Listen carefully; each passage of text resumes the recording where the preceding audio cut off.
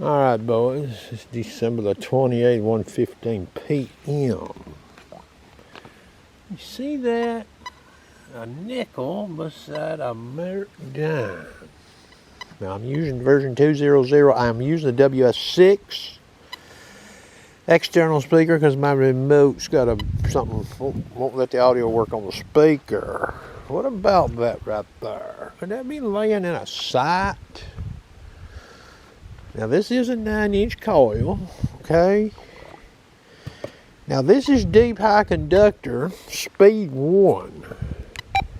And what I did is I put it in 3 tones. And the second tone is dialed to 518. And I believe the stock tone break going to highest tone is 72. All right. This is going to be a good little video here for you boys and girls.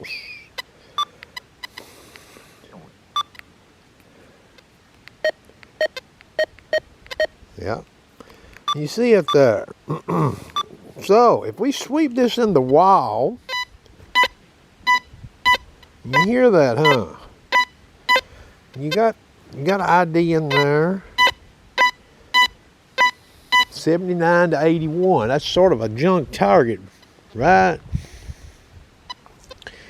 Now that dime is close to that nickel. And you see my call height here. Now I'm going to go over here to a program I saved, okay? Everything's the same except it's got notch going to 72. Highest pitch dialed and the highest tone. So the ID there behaves basically the same. Notice that I've got notch in this machine going to 72. But when I look at the target scenario without the notch, it basically ID's the same. Does it sound a lot different? Okay, now we're going to go back over here. Now this is the one without the notch. They sound about the same, don't they?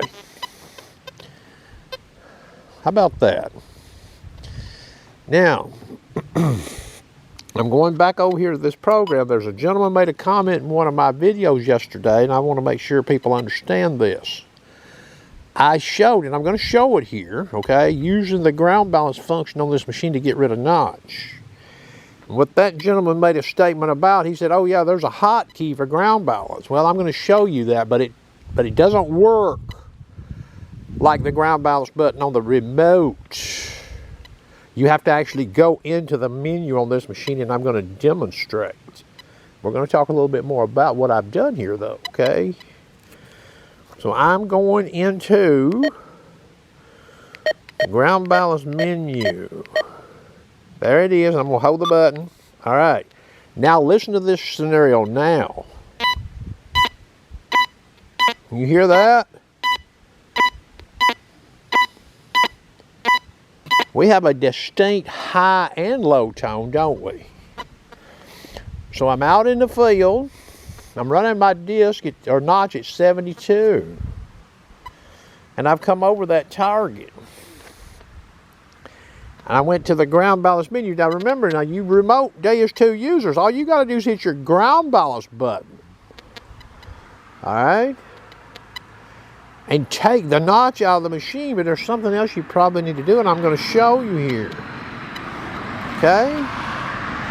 So listen again.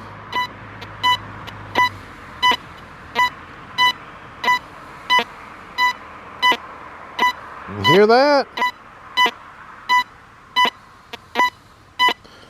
You got a real low tone coming in there, and you've got that old dime sounding off too, don't you? Okay, so I'm going to exit the ground balance menu. Okay, now we've got notch back in the machine. So we don't hear that low tone we heard before, do we? Okay, so the gentleman said this machine, it's got a hotkey for ground balance. It is true, you do. I'm going to hold it right there. See it right there? I'm going to sweep this. You hear that?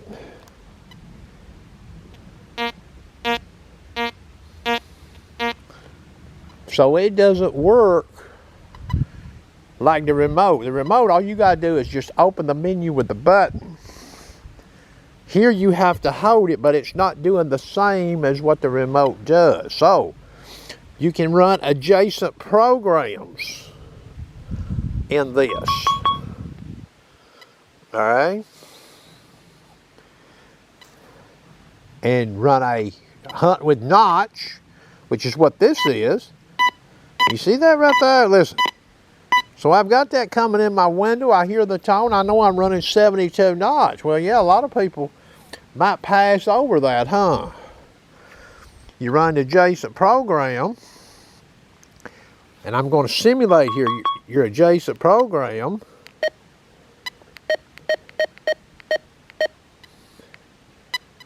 Would be have the notch removed. You hear that?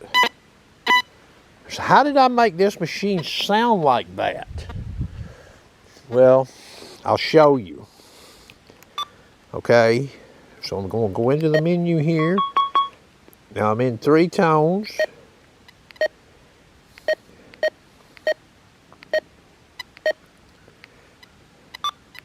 All right, I'm going to hold the key down. Okay, see that 100 right there? I moved the iron down to 100. Okay, now I'm going to scroll across here. You see the disc set and the volume. Okay, so I dialed the low tone to 235. And what that will do is that will, on situations like that right there, if you want to check them. Now remember, that nickel's fairly high conductor. Okay? But this machine in this multi-frequency, even at 14 kilohertz for the max frequency band, it sees that nickel and is reporting it as a lower conductor, you know, once the call gets moved over here. All right, I'm going to scroll on over. So there's the tone break. There's the highest pitch selected. Okay. And again, this is with notch. Okay. This is more or less running sort of like maybe conventional.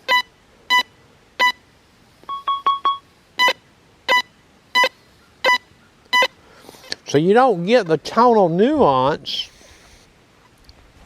showing high mixed with lower conductor there, do you? This way. Okay. So a person might even sweep across that in the wild like I'm running this machine here and think that's junk. Same goes in this program here, even with notch. You might think that's junk, huh? But you see what it is. Look at that old dime down there and that old nickel now. Could that be a square tab down there? Could that be a piece of can slaw down there? Okay. Now, you can come over here. Okay. Your signal improves, but that's assuming this area back here where I've got this camera is clean. Wonder if it's not. Then you may not be able to come over here and get that high tone on that dime and that higher ID. All right, let me turn this camera off. I may have to charge this external speaker. All right, boys. See that mercury dime and that square tab down there? Okay, now both these programs are in, this is deep high conductor speed 1, okay?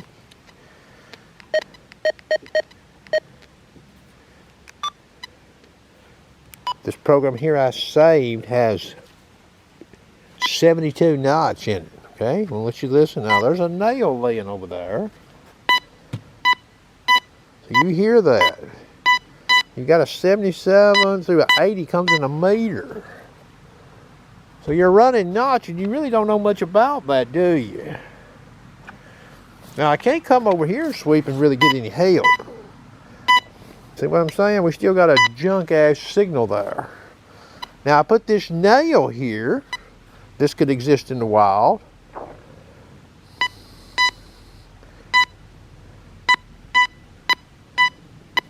So you don't even really get any hardly good signal over there, okay? So that nail's keeping me from cheating. You see what I'm saying? That could be in the wall.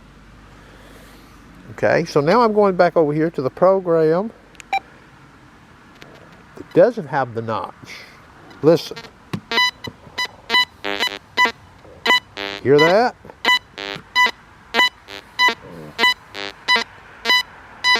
See, the ID looks about the same. But it sounds different, don't it? Okay? Sounds different. Now, remember I said I had that iron dial to 100? Show it to you here in 3 tones. See that? Here's what it sounds like.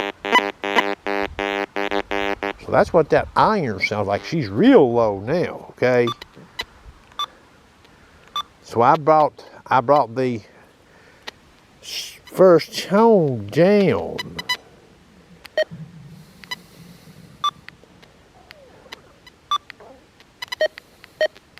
See where I've got it? 230. What that does is that allows this detector, when that mixed conductivity stuff there between that 72 where I've got the tone break, listen. Hear that? So you won't hear that in notch. So you use your notch program on this WS6, okay, to locate whatever's coming over your notch.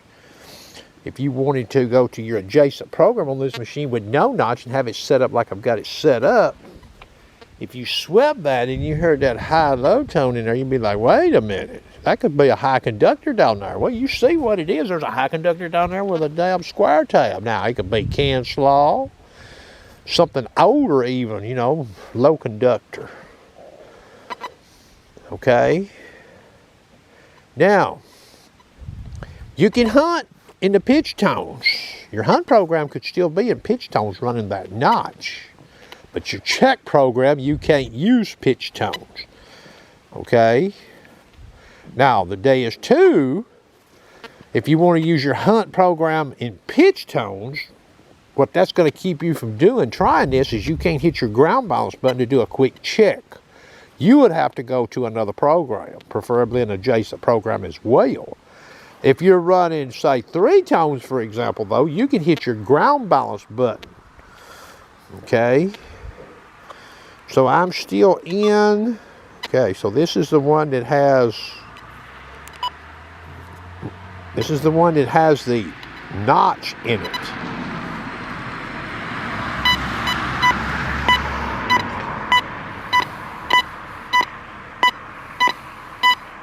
So that's pretty clean sounding, and I'm going to go over here real quick. One more little demo.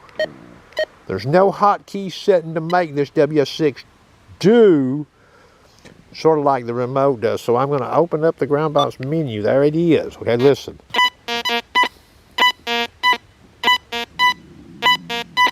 So we get to hear it there. It took the notch out of the machine. But that's sort of troublesome to get into with this WS6. An adjacent program will probably be faster, which is what this is right here. See that? Listen. Now, you could check some of these targets that's acting like this in 4 kilohertz. Just be mindful. 4 kilohertz don't like iron, okay? So, but you could if you wanted to, and if you seen the ID come up on that baby, okay? And in fact, I'll just slide on over here right fast while I've got this machine open.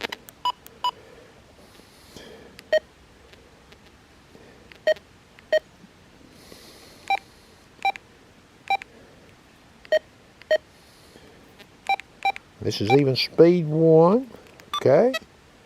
Now I'm not going to do anything much with the tone on it. I'm just going to sweep this. See that ID? Okay. But there could be some iron fooling with that, and you may not get too good of audio. It may be the actual no notch program and your notch program that's giving the best signal on that. All right, because that nail there's right now in its orientation, it's a non-player. Sweeping this in 4 kilohertz. Okay, now remember, I talked to Calabash Digger this morning because I had a, inquiring mind, He's telling me on this triple score, that M3, Park M3, I believe it is very good in modern trash. However, you don't have tone break, tone setting adjustment on it like you do this machine. And I'm just bringing that up. It's just a fact. I'm not knocking the machine, okay? It's damn good for what it costs based on everything I can tell. The Legend does have that.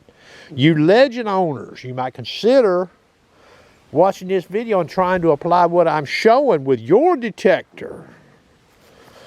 Now, I'm going to mention this in this video, and I may show a video. Notice the Deus 2 sweeping that scenario right there. Really, the ID between the notch and the no notch, they don't really behave much different. The ID.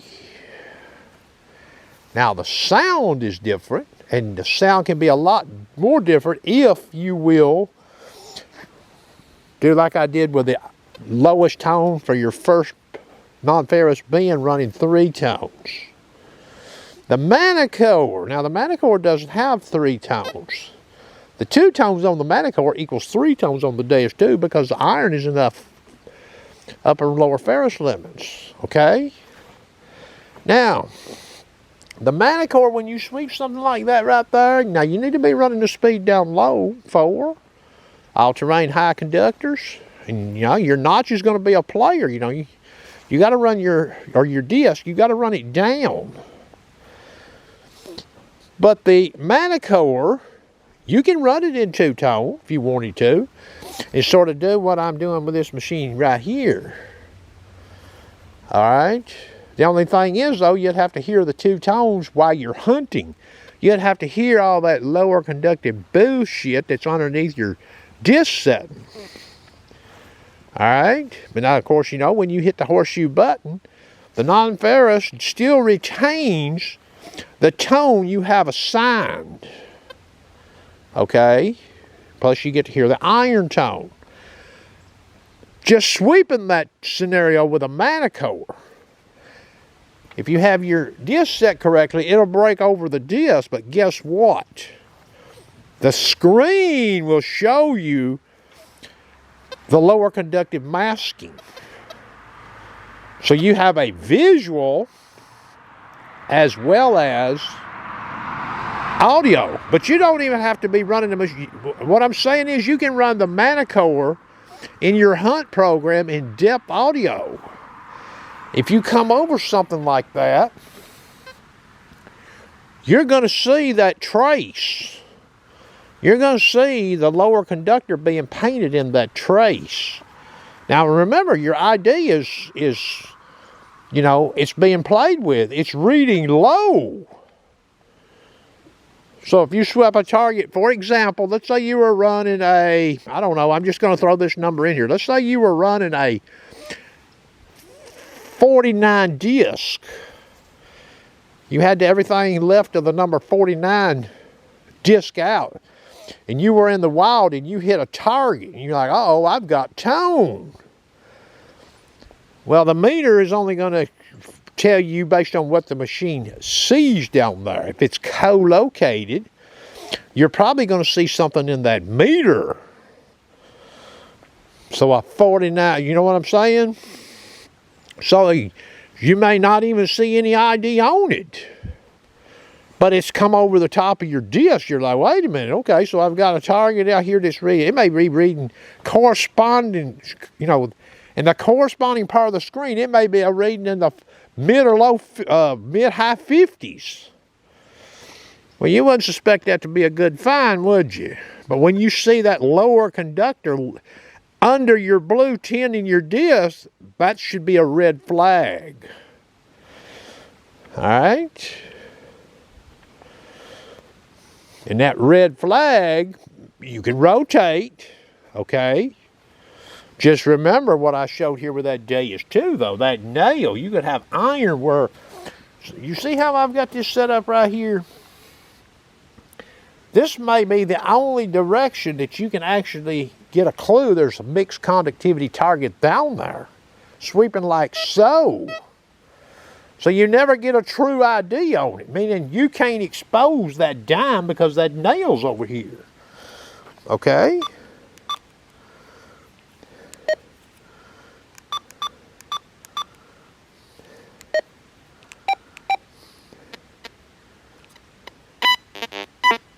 But that right there tells you, uh-oh, mixed conductivity. Oh, and you get an ID on that. Notice that. See that ID?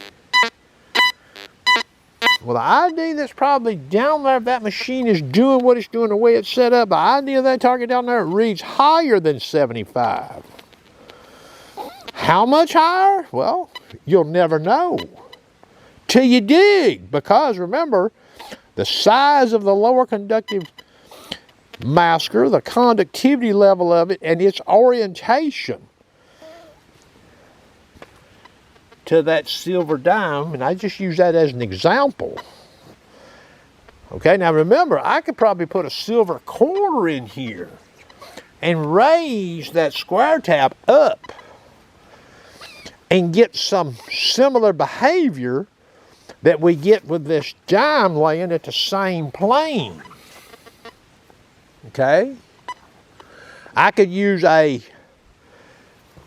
bigger square tab or something bigger, cancel underneath the plane of that dime somewhat, and possibly get the same kind of behavior. So all you're really being able to tell is you've got mixed conductivity, and the way I've set this machine up, the audio is more telling. Okay, if you run it in a stock audio settings on this machine, it's hard to tell what you've got down there. Okay? I'm going to turn this machine off. If I can hold the button here. And I'm going to turn it back on.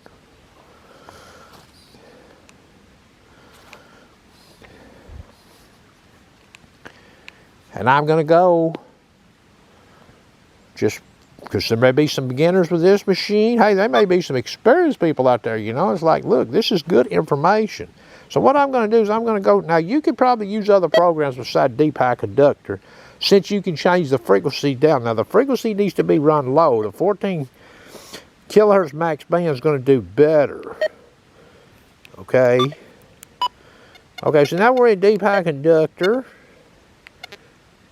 And the only thing I'm going to do is we're just going to 3 tones. Factory 3 tones. And I'm going to go down and change the speed to 1. Alright. Now what do we hear on this? You see? But now they do have the mid-tone defaulted in this version 2.0.0 at 717. Alright? You hear that? Now, let's get 3 tones. I'm going to hold the button. Okay, now we're going to dial the iron tone down.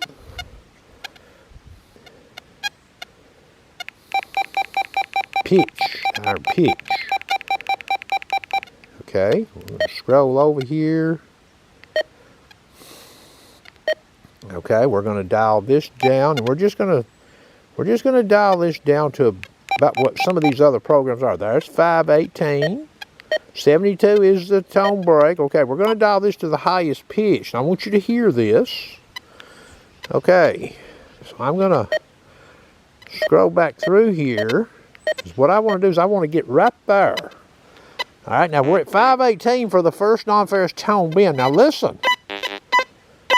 You hear that? There's not much there, is there? Now remember, I'm in speed 1 and there's no notch in this machine. Now I'm going to start lowering this. There's 455.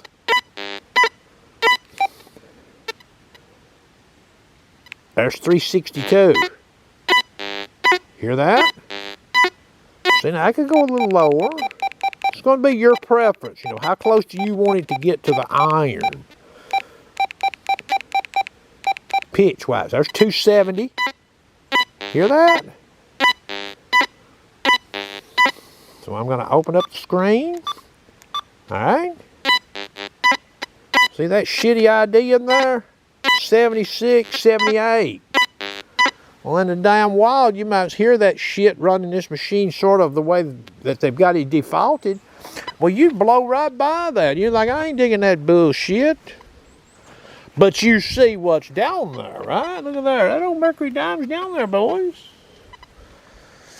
Okay, anyway, that's going to conclude the video. I hope you enjoyed.